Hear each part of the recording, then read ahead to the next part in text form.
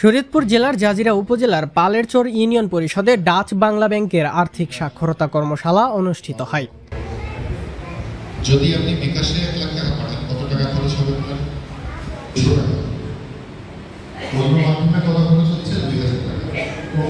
কর্মশালায় ডাচ বাংলা ব্যাংকের গ্রাহকদের রেমিটেন্স, এজেন্ট ব্যাংকিং সুবিধা, পিনের মাধ্যমে টাকা দেয়া সহ বিভিন্ন সুবিধাসমূহ নিয়ে আলোচনা করা হয়।